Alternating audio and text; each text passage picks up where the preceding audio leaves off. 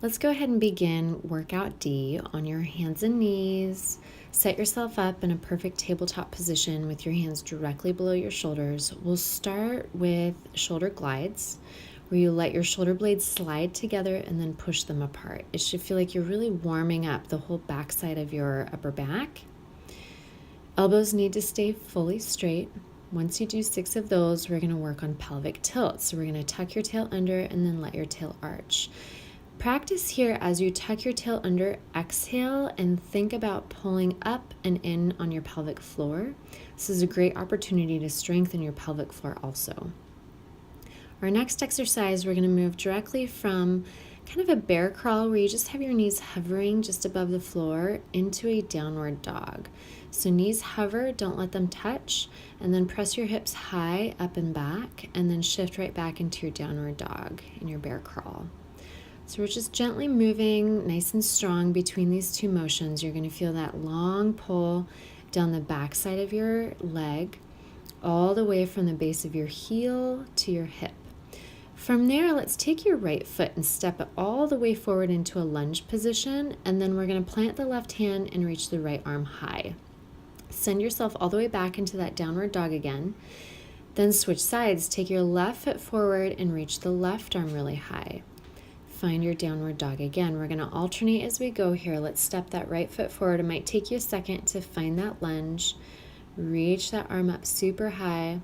Back to your downward dog. Step that foot forward. Find that deep lunge. Open and stretch that left chest up to the sky. Step back into your downward dog. We're going to do it again on this side. If it's too hard to plant your foot between your hands, you can certainly open up your stance and plant your foot on the outside of your hands. That might help you flow a little smoother. Back to your downward dog. From here, let's go ahead and take your right foot, step it through into that lunge position again, but this time we can set the back knee down. Stretch your arms up high and you'll feel that hip flexor stretch, and then we're going to alternate between the hip flexor stretch and straightening out that front leg for a hamstring stretch. It should almost feel like you're smoothly moving between one stretch and the other, reaching up really nice and high, and then down into that hamstring stretch. On that hamstring stretch, rock back onto your heel, press your hip back. It should feel like you're creating a really long line between your heel and your sit bone. Let's step your right foot back and transition to the other side. Pressing your right hip forward and then shifting into your hip flexor stretch or your hamstring stretch on this left side. Shift into that hamstring stretch again. Reach up high. We're keeping that movement going. Don't stick still in any of these positions. As soon as you feel that stretch, move right into the next position.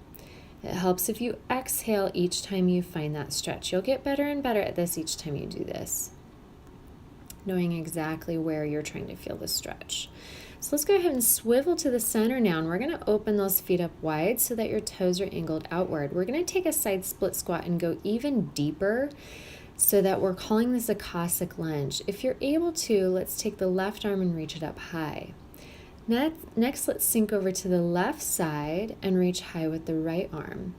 You might not be able to go quite as deep as this, and that is okay, but the trick here is having your toes open wide and having them angled out and getting as far apart as you can and sitting back onto that heel as much as you're able to and rocking up onto your heel with the other side. You might have to readjust and reshift each time. I'm using my inside arm to prop that knee open. Big, deep inhale, exhale, kind of pausing on this last one a little bit. Really let your hips settle down into position and open that top shoulder up as much as you're able to. We have one more stretch. This one's going to be really easy and nice. Open your feet up wide again with your feet parallel.